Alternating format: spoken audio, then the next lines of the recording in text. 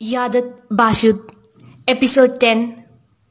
गली के कोने तक पहुंचे और टैक्सी में सवार हो गए।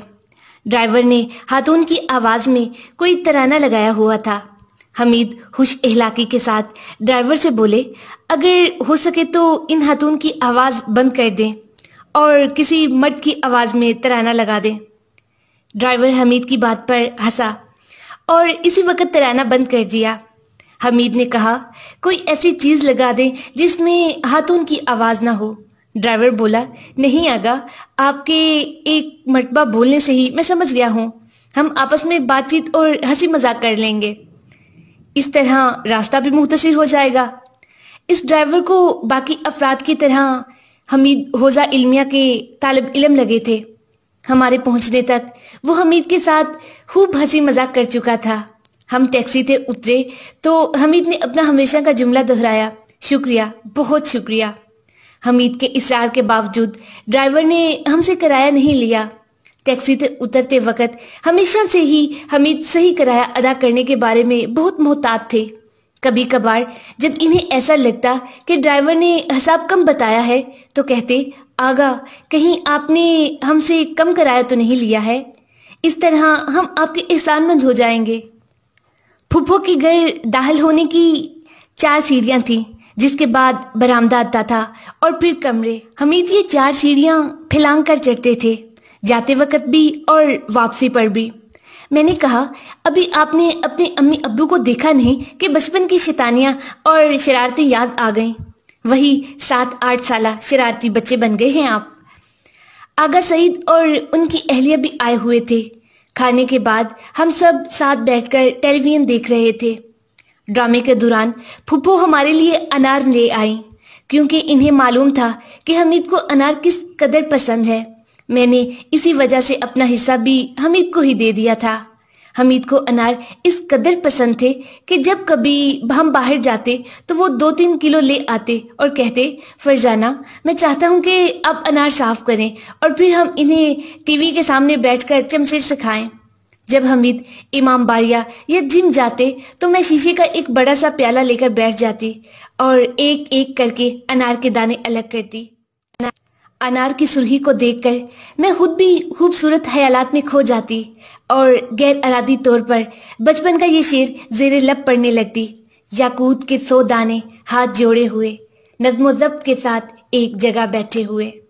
बहुत बार मैं खुद अपनी ही कलाई पकड़ लेती और मुस्कुराते हुए ये शेर पढ़ा करती थी।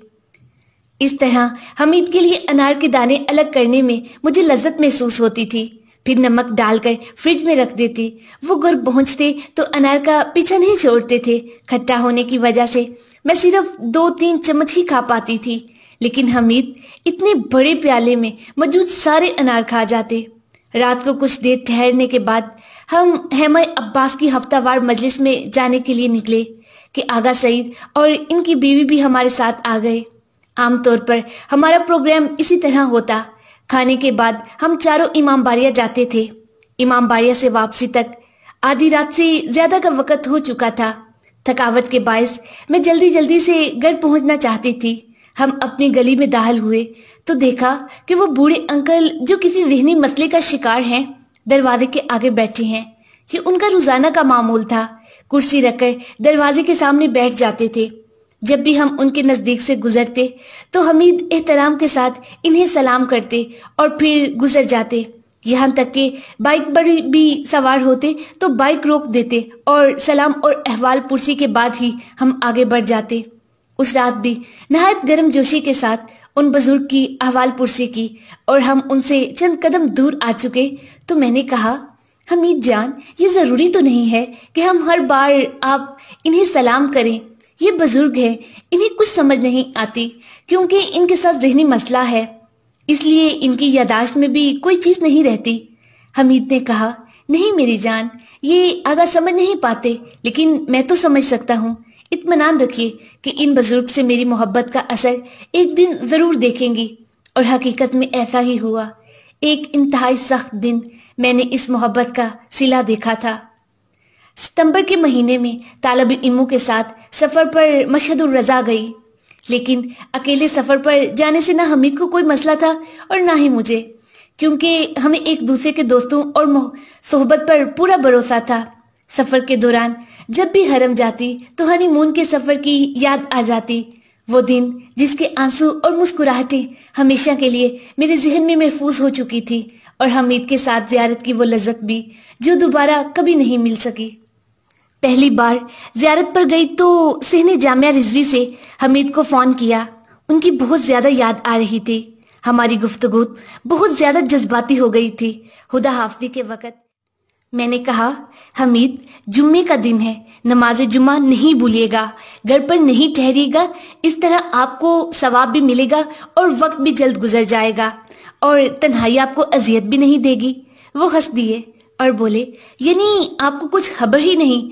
आपकी इजाजत से हम दोस्तों के साथ दरियाए किनारा आए हैं, खूब तैराकी की, नमाज भी पढ़ चुके, अब तो दोपहर के खाने के लिए जा रहे हैं। मुझे ट्रेन में सवार करने के बाद दोस्तों के साथ शमाल की तरफ चले गए थे। ऐसे एक रोजा सफर पर हमीद बहुत जाया करते थे। रात के 8 बजे तक वो लोग दरियाए किनारा थे। परेशानी से मेरा दिल मुंह को आ रहा था। हर बार फोन करके कहती, हमीद, दरिया खतरनाक होता है, रास्ता में भी ट्रैफिक होगा, जल्दी से वापस लौट जाएं। आखिरी दिन अलविदाई ज़ियारत के बाद दोस्तों के साथ तबरुक लेने बाजार गई। मैं चाहती थी कि हमीद के लिए एक अच्छा सा तोहफा खरीदूं। काफी तलाश के बाद एक दुकान के अंदर नीले रंग की एक शर्ट पर मेरी नजर पड़ी तो मैंने वो शर्ट हमीद के लिए खरीद ली। मशहद से वापसी पर हमीद मुझे लेने आए। उनकी बातों और उनके अंदाज से समझ आ रहा था कि चंद दिनों में उन्होंने मुझे बहुत याद किया। मेरी हालत भी हमीद से कुछ ज्यादा मुख्तलिफ नहीं थी। घर पहुंचे तो हर चीज अपनी जगह पर थी। दोपहर के खाने के लिए मैक्रोनी बनाई थी और उनमें भुना हुआ गोश्त डाला था। हमीद बोले, मैं चाहता था कि फरजाना खानुम के आने की खुशी में खाना शानदार हो। जब हमीद ने तबरुक वाली शर्ट का डब्बा खोला और पहन के देखा तो मुझे अंदाजा हुआ कि शर्ट इन्हें बहुत बड़ी थी। मैंने कहा, हमीद, आपकी किस्मत में नहीं है। पूरा बाजार इस शर्ट के लिए घूमी, लेकिन ये साइज आपके लिए बड़ा है। उन्होंने कहा, क्योंकि आप खरीद के लाई हैं इसलिए बहुत अच्छा है, कल से मैं यही पहनूंगा। बहुत मेहनत और कोशिश के बाद हमीद वो शर्ट बदलने पर राजी हो गए, क्योंकि मैं जानती थी कि अब वो इस शर्ट का पीछा नहीं छोड़ने वाले। फिर मैंने मालिक मकान आगा कशावर्स को तलाश किया जो अभी सेहन में थे और इन्हें हमीद की एक पुरानी शर्ट के साथ नई शर्ट दी ताकि वो उसके मुताबिक ठीक करवा दे। थकावट और सफर से हाल ही में वापसी के बावजूद जोहर के बाद हमीद ने घूमने जाने का मशवरा दिया तो मैं ना नहीं कर सकी। चंद दिनों के बाद हमीद के साथ गर्मियों के आहर में चहलकदमी वाकईन दिलनशीन थी। एक तावील शाम कि जिसकी हवा में ठंडक पैदा हो गई थी और मौसम हज़ां के आने की नवीद सुना रही थी। दरख्तों के पत्ते जर्द हो रहे थे और हमीद और मेरे कदमों तले इन पत्तों की आवाज बहुत अच्छी मालूम हो रही थी। रास्ते में हम आइसक्रीम की दुकान पर गए। हमीद ने 2 बड़ी बड़ी आइसक्रीम खरीदी। हकीकत ये थी कि दोनों ही अपने लिए मंगवाई थी, क्योंकि मैं आमतौर पर आइसक्रीम के 2-3 चम्मच खाकर दिल में बहुत अजीब सी कैफियत के बायस मजीद नहीं खा पाती थी। लेकिन इस मर्तबा अच्छे मूड के बायस मैंने हमीद के साथ अपनी आइसक्रीम खाई। 5वें और 6ठे चम्मच के बाद हमीद की निगाहें मेरे चम्मच का ताकुब कर रही थी और जब मेरी आइसक्रीम खत्म हो चुकी तो समझ गए कि उनका दोनों आइसक्रीम खाने का मंसूबा नाकाम हो गया है। वो बोले, सारी की सारी खा चुकी, आपको कुछ अजीब सा नहीं हुआ? यानी 1 चम्मच भी मेरे लिए नहीं बचाया? मैंने हंसते हुए कहा, मुझे माफ कर दे अजीजान, लेकिन क्या आपने ये मेरे लिए नहीं खरीदी थी? चंद दिनों से नहीं खाई थी। अब जबकि वापस आई हूँ तो मेरा दिल चाह रहा था कि अब की बार आहर तक खाऊं। वो मुस्कुराए और उठ के अपने लिए दोबारा आइसक्रीम का ऑर्डर दिया। 2-3 दिन बाद जब हमीद की शर्ट सही हो चुकी तो हानम कुशावरी ने मुझे हमेशा की तरह मुझे मामा फरजाना कहकर आवाज दी। शर्ट देकर बोली, बेटी, पिछले साल माह मुहर्रम में हमने नजराने का इरादा किया था। आप लोगों को हमारे सहन में मसलसल काम की वजह से परेशानी का सामना हुआ। हज आगा ने कहा है कि अगर राजी हो तो आप लोग ऊपर वाले फ्लोर पर आ जाएं, हम नीचे आ जाते हैं। हमीद को इस बारे में बताया तो वो इस तब्दीली पर राजी थे। उन्होंने कहा, एक इतबार से ये उन खुदा के बंदों की मदद होगी। रोजाना इन्हें इतनी सीढ़ियां उतरनी चढ़नी नहीं पड़ेंगी। सिर्फ मेरे कराटे के मुकाबले खत्म हो जाएं ताकि हम सुकून से शिफ्ट हो सकें। हमीद मुल्की सतह पर मुनक्कद होने वाले फौजी मुकाबलों में शिरकत के लिए रवाना हुए तो मैंने अपने आप को किसी न किसी काम में मसरूफ रखा ताकि उनकी याद न सताए। हर नमाज के बाद उनकी कामयाबी के लिए दुआ करती थी। दिल मेरे काबू में नहीं था। मैं चाहती थी कि वो जल्दी से वापस आ जाएं। मुकाबले के दिन नतीजे के बारे में उन्होंने किसी सूरत नहीं बताया। मगरिब के वक्त करीब था कि उन्होंने घंटी बजाई। खुशी के मारे जल्दी से इंटरकॉम का बटन दबाकर दरवाजे पर इनका इंतजार करने लगी। हमीद लंगड़ा कर चल रहे थे। मैंने गौर से देखा तो पता चला कि उनका ऊपर वाला होंठ भी फटा हुआ है। ये मंजर मेरे लिए इस कदर दर्दनाक था कि उनके इनाम और मेडल को तो देखा ही नहीं। वो फौजी मुकाबलों में तीसरे नंबर पर आए थे। उसी वक्त से मेरे इतराजात शुरू हो गए। आपके हरीफ ने खुद पर काबू क्यों नहीं पाया? आपका होंठ क्यों फट गया है? ये किस तरह के मुकाबले हैं? यानी रेफरी भी सिर्फ तमाशाई बनकर देख रहा होगा। हमीद ने अपना इनाम मुझे दिखाया और हंसते हुए बोले, भाई मुकाबला है ना, आप तो खुद भी जानती है ना कि मुकाबलों में ऐसी चीजें हुआ करती हैं। मैंने भी अपने मद्दे मुकाबले की खूब पटाई की, उसकी शर्मिंदगी का खूब फायदा उठाया। आप परेशान न हो, मैं जानती थी ये सब मेरा दिल रखने के लिए और मेरे दिल को खुश करने के लिए कह रहे हैं, क्योंकि उनका इहलाक मुकाबले में हरीफ को नुकसान पहुंचाने की इजाजत नहीं दे सकता था। चोट खाने वाले पांव की 2 उंगलियों को मैंने बैंडेज कर दिया। फटे हुए होंठ को भी चंद बार डेटोल से साफ किया। मैं चाहती थी कि हमीद के भाई के यहाँ बच्चे की वलादत से कबल वो बिल्कुल ठीक हो जाएं और चेहरे पर इस चोट का कोई असर बाकी न रहे। मुहर्रम से चंद दिन पहले नवंबर के शुरू में हम ऊपर वाले फ्लोर पर शिफ्ट हो गए। मेरे लिए उस माहौल से दिल हटाना सख्त था जहां हमने अपनी मुश्तरका जिंदगी शुरू की थी। इस फिजा के कोने कोने में हमारे लिए यादें थी। घर छोटा होने के बावजूद मुझे हमीद के साथ गुजरे जिंदगी के बेहतरीन रोज़ो शब की याद दिलाता था। कुछ दिन पहले ही से सामान ने क्वार्टर में बंद कर दिए थे। शिफ्टिंग वाले दिन यूनिवर्सिटी में क्लास थी। जब घर लौटी तो हमीद मकान मालिक और एक लड़के के साथ ज्यादातर सामान उठाकर ऊपर ले जा चुके थे। बिल्डिंग के बहुत पुराने और सीढ़ियों के नहायत नाजुक और खतरनाक होने के बायस बहुत मुश्किल से हमारा सामान ऊपर और मालिक मकान का सामान नीचे लाए थे। हमीद ऐसे कामों को अकेले इंजाम देना पसंद करते थे ताकि किसी को जहमत ना हो। इसी वजह से उन्होंने किसी को इत्तला नहीं दी थी। ऊपर वाला फ्लोर नीचे की तरह छोटा था, लेकिन ड्राइंग रूम बड़ा और सोने वाला कमरा छोटा था। 12 सीढ़ियां चढ़कर पहला फ्लोर आता था और फिर 3 और सीढ़ियां चढ़कर दूसरा फ्लोर दाखिली दरवाजे पर पुराना था, जिसके दरमियान में नक्शो निगार वाले शीशे लगे थे। ड्राइंग रूम और सोने वाले कमरे की जमीन सेरामिक की नहीं थी, बल्कि प्लास्टर लगा हुआ था। हमीद के साथ मिलकर सारी दीवारों और जमीन को झाड़ू दिया, फिर गीले कपड़े से साफ करके सुखाया। कमरा साफ हो चुका था तो उधर जमीन पर कर्टन लगा दिए, फिर कारपेट बिछाई और सामान रखा। ड्राइंग रूम में 6 मीटर के 2 कारपेट लगाए, लेकिन इस मर्तबा भी 12 मीटर वाला कारपेट इस्तेमाल आने से रह गया।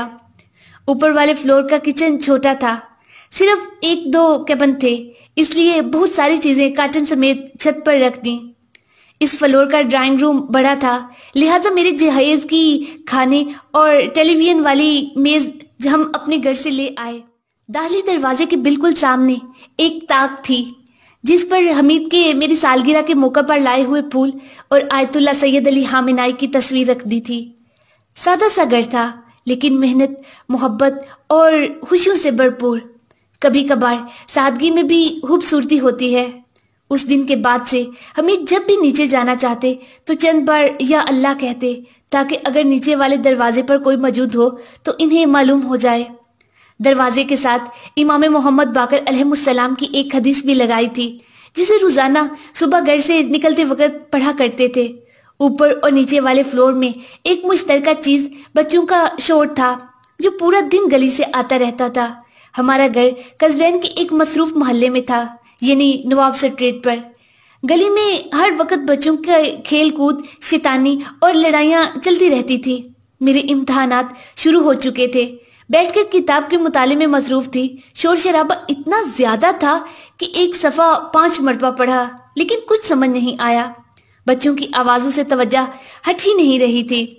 मैं किताब पर तवज्जो कर ही नहीं पा रही थी। किताब को बंद किया और खूब रोई और कहा, ये जगह पढ़ने के लिए नहीं है।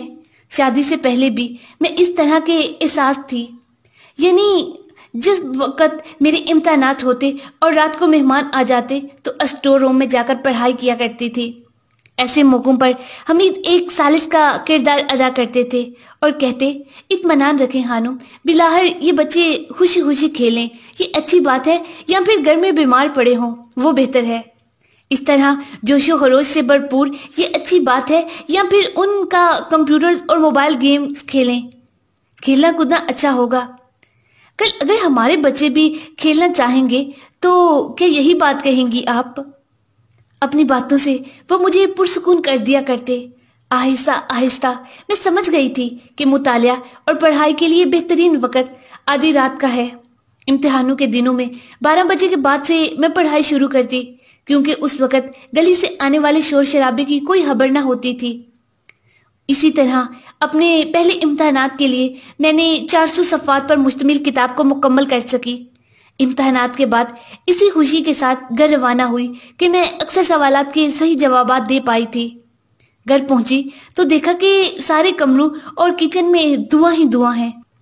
दिल में सोचा कि यकीनन हमीद ने बहुरी यानी चूल्हा जलाया है, लेकिन ये धुआं इससे कहीं ज्यादा था, जो खुश्क बहूर की वजह से हुआ। किचन में गई तो समझ आया कि हमीद ने कोई गुल खिलाए हैं। देखा कि किचन का कारपेट का एक हिस्सा जल चुका है। मैंने पूछा, हमीद ये सब धुआं किस वजह से और ये कारपेट क्यों जल गया है? उन्होंने जवाब दिया, मैं चाहता था कि आपके आने से पहले बहूर जलाऊं, लेकिन अचानक से बर्तन मेरे हाथ से जमीन पर गिर गया और कारपेट का एक कोना जल गया। हमारी लड़ाई ज्यादातर हंसी मजाक के साथ हुआ करती थी। मैंने कहा, आपने मेरा जहेज खराब कर दिया, अब बिल्कुल ऐसे ही 2 कारपेट आपको खरीद कर लाने होंगे। कारपेट का जलना एक तरफ। अगले 2 दिन तक तौलिया लेकर मैं इस धुएं को खिड़की से बाहर निकालने की कोशिश करती रही। जो कोई भी घर में आता, इसे महसूस होता जैसे पूरे घर में आग लगी हो। मुहर्रम के दिनों में मौसम की सर्दी और शिद्दत के बावजूद हम अपनी बाइक पर इमाम बाड़िया जाया करते। सुआत की रात को हवा बहुत सर्द हो चुकी थी, लेकिन इसके बावजूद भी हम बाइक पर ही रवाना हुए। हमीद ने मजाक में कहा, अभी किसी की लकड़ी से भी पिटाई करो तो भी घर से बाहर नहीं आएगा, और हम बाइक पर इमाम बाड़िया जा रहे हैं। हमीद ने अपना हाथ मेरे जानू पर रख दिया और बोले, फरजाना आपके पाँव ठंडे हो गए होंगे ना, गम ना करें, खुद आपके लिए एक गाड़ी खरीद लूंगा ताकि आपको मजीद परेशानी ना हो। मैंने अपना हाथ हमीद की जैकेट की जेब में डाल दिया। उन्होंने भी अपना एक हाथ मेरे हाथ पर रख दिया। सर्दी के मौसम और कस्बैन की सर्द हवा में वो तन्हा चीज जो मेरे दिल को गरमा रही थी, वो हमीद के हमेशा से मेहरबान हाथों की मोहब्बत थी। उस रात भी बाकी रातों की तरह उन्होंने बहुत मातम किया था, और वो अपने सीने पर इतना मातम करते थे, मुझे महसूस होता था कि उनके जिस्म में इस कदर सीना जनी बर्दाश्त करने की ताकत नहीं है। इमाम बाड़िया से बाहर आए तो मैं उनकी आवाज़ रुंधुई हुई और आंखें लाल थी। उसी रुंधुई हुई आवाज़ से पहला जुमला जो उन्होंने कहा, खुदा कबूल करे। वो बहुत कोशिश कर रहे थे कि मेरी आंखों में सीधा ना दिखे, कि मुझे उनकी आंखों की सुर्खी का अंदाज़ा हो। हमीद का ज़्यादा शोर पसंद नहीं करते थे, लेकिन बहुत मातम करते थे। ज़्यादातर आगा मिसमती के नोहे पसंद करते थे। यहाँ तक कि जब उनके इमाम बाड़िया में जवानों के लिए नोहा खाने की क्लासेस रखी गई तो उन्होंने उस्ताद से सिफारिश की थी कि इन बच्चों को शोर करना ना सिखाएं, बल्कि इन्हें मसाइब पढ़ना सिखाएं, ताकि मजलिस के दौरान लोग गिरिया करने लगे। मौला अब्बास से मंसूब शब हमीद के लिए एक खास रात थी। वापसी के वक़्त जब हम बाइक पर सवार हुए तो हमीद बोले, मैं चाहता हूँ कि मौला अब्बास अलैहिस्सलाम की तरह मुदाफ़े हरम बन जाऊं और मेरे हाथ और पाँव बीबी ज़ैनब सलामुल्लाह अलैहा पर कुर्बान हो जाएं। जब मैंने हमीद की मातमदारी और इनके चेहरे की बदली हुई हालत देखी तो कहा, हमीद कम मातम किया करें, या कम से कम आहिस्ता किया करें, ज़रूरी तो नहीं कि खुद को इतनी तकलीफ दें। उनका जवाब मेरे लिए दिलचस्प था।